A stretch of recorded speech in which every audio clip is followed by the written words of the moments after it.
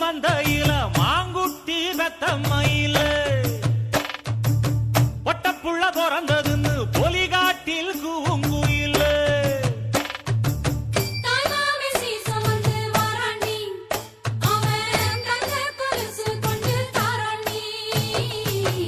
இரு சுமந்த சாதிசனவே ஆறு கடந்தா ஊரு வருவே சீர் சுமந்த